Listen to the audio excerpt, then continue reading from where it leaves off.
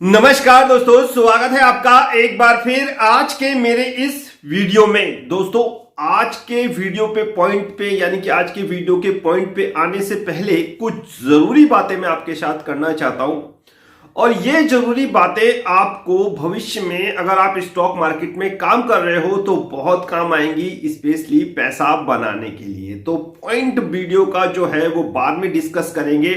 थोड़ी सी बात मेरी सुन लीजिए, ये बहुत जरूरी है और शायद आपके भविष्य को ये उज्जवल बना दे, आप बाजार में कामयाब हो जाओ और अच्छा खासा बाजार से आप पैसा कमा लो। देखो दोस्तों, अगर आप कोई फाइनेंशियल एडवाइजरी कंपनी चला रहे हो तो आपके पास न्यूज के सोर्सेज और ग्रोथ स्टोरी का आपको अच्छी तरह पता होना चाहिए, तभी आप एक फाइनेंशियल एडवाइजरी कंपनी को अच्छी तरह रन कर सकते हो।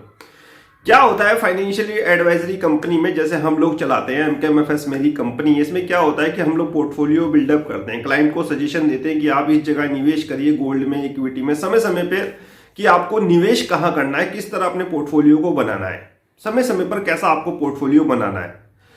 तो वो किसके आधार पर करते हैं वो लोग? हम लोग ग्रोथ स्टोरी के आधार पर, न्यूज के आधार पर, अगर कुछ भविष्य में बड़ा घटनाक्रम होने वाला है जिसका अंदेशा हमें आज है तो डेफिनेटली हम उसी के अकॉर्डिंग अपने क्लाइंटों के पोर्टफोलियो को बिल्डअप कराते हैं।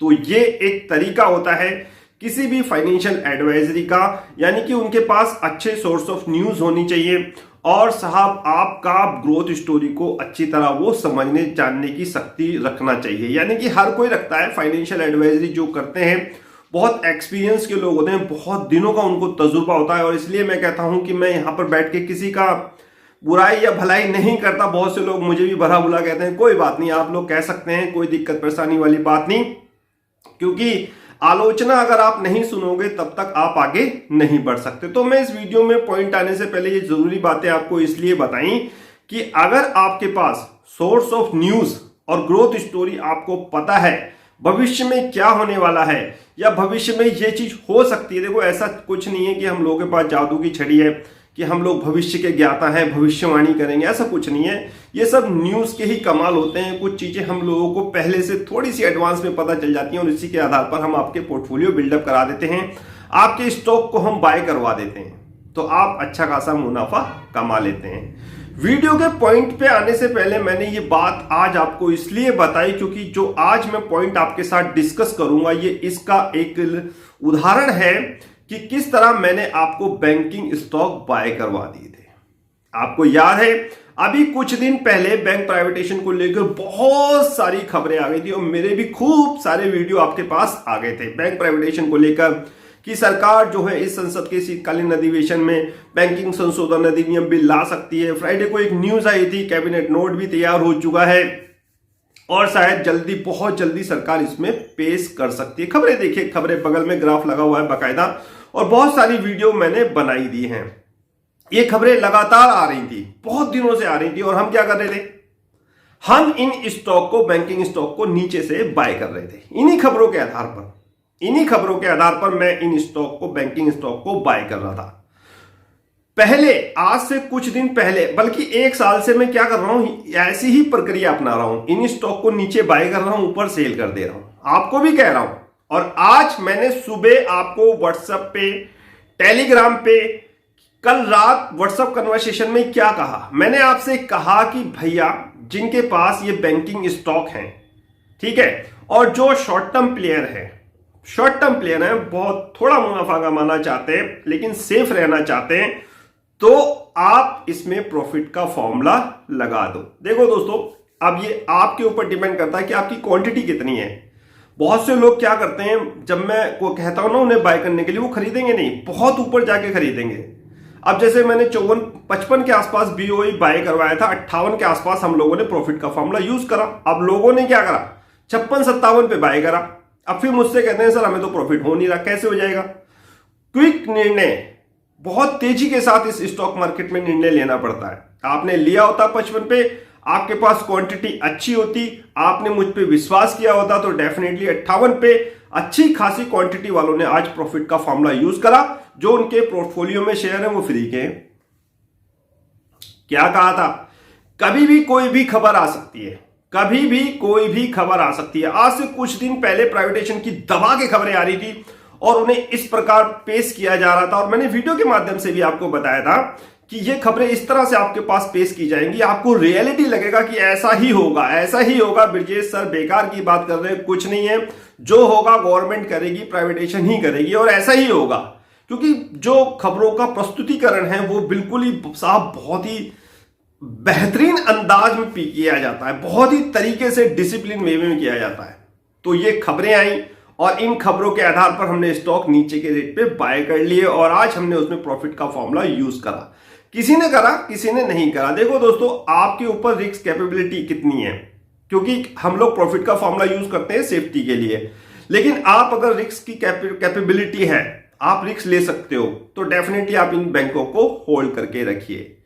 अभी भी कह रहा हूं, इन सरकारी बैंकों को होल्ड करिए। अगर ये गिरावट है तो इन बैंकों को आप एक्यूमुलेशन के द्वारा बाय कर सकते हैं। तो अभी तक जितनी खबरें आई प्राइवेटाइजेशन को, हमने इनको बाय करा और आज इनमें प्रॉफिट का फॉर्मूला साहब यूज करा। और थोड़ी देर बाद एक खबर आ जाती है टीवी पर कि सरकार इस साल ये जो प्राइवेटाइजेशन की जो खबरें चल रही हैं उसमें कोई फैसला संसदीय कमेटी यानी कि जो हमारी पार्लियामेंट कमेटी है उसने नहीं लिया है। बगल में खबर देखिए साहब, और इसका पीडीएफ मैंने अपने टेलीग्राम चैनल पे लगा दिया है कि लोकसभा में जो हमारी फाइनेंस मिनिस्टर हैं उन्होंने क्या स्टेटमेंट दिया है, या लिखित रूप में दिया, मौखिक रूप में दिया, ये तो नहीं कह सकते, लेकिन पीडीएफ मेरे पास अवेलेबल है। वो पीडीएफ मैंने टेलीग्राम चैनल पे लगा दिया है। उसमें यह कहा गया है कि जो कमेटी संसदीय यानी कि जो कमेटी को नाम सौंपे थे, पार्लियामेंट कमेटी को जो दो बैंकों के नाम सौंपे थे, कमेटी ने उस पर कोई फैसला नहीं लिया है, कोई फैसला नहीं लिया है। और इसका असर यह हुआ कि शेयर प्राइस थोड़े से नीचे आ गए।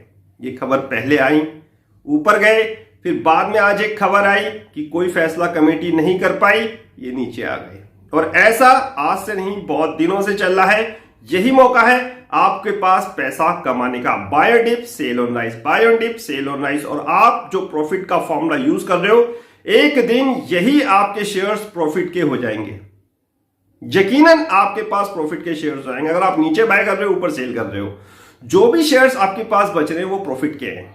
जो भी शेयर्स, अगर मान लिया आपने बीओआई लिया 55 पे, 58 पे बेचा, 1000 क्वांटिटी थी, 3000 का हमें प्रॉफिट हो गया।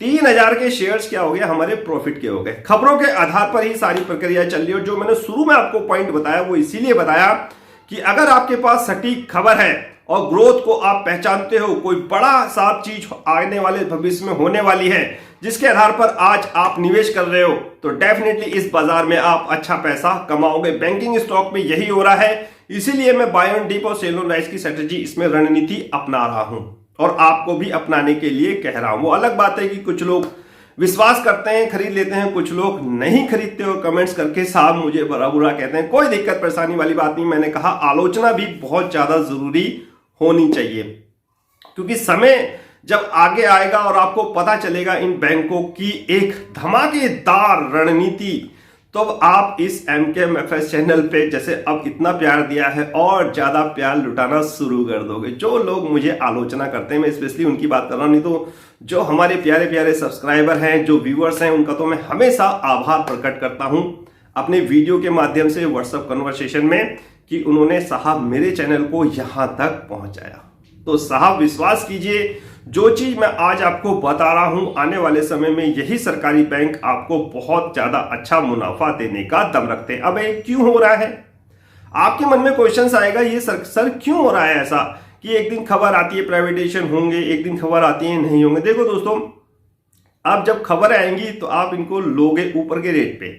अब जब खबर अगले दिन निगेटिव आ जाएगी कि नहीं होगा, तो ये नीचे आ जाएंगे, फिर आप इनको बेचोगे ही बेचोगे। चलिए मान लिया आप पे सफिशिएंट मार्जिन है, पैसे की कोई कमी नहीं है, आप इनको होल्ड कर सकते हो। लेकिन कुछ लोग ऐसे होते हैं जो होल्ड नहीं कर सकते, पैसा इधर उधर से लेके वो बाजार में लगाते हैं।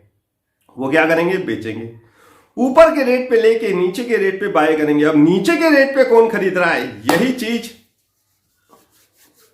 यही चीज आपको मुझे व्हाट्सएप कन्वर्सेशन में कई बार समझानी है, समझाता रहूंगा और साफ बताता रहूंगा कि देखिए कि ऊपर के रेट पे आप ले तो लेते हैं, जब आप उसे बेचने जाते हो तो नीचे कौन खरीद रहा है वो शेयर्स, और वो शेयर खरीद कौन रहा है, और आने वाले समय में उन शेयर्स में क्या धमाल होगा, यही एक लॉजिक है। और यही चीज दोस्तों मैं आपसे 101% कह रहा हूं, आने वाले समय में ये सरकारी बैंक एक बहुत बड़े गेम चेंजर साबित होंगे। जिस दिन आपको ये पता चल जाएगा कि आपके स्टॉक नीचे के रेट पे कौन खरीद रहा है, उस दिन आप कभी ये सरकारी बैंक बेचोगे नहीं। तो फिर साहब इनको खरीदते रहिए, हर डिप पे बाय करते रहिए।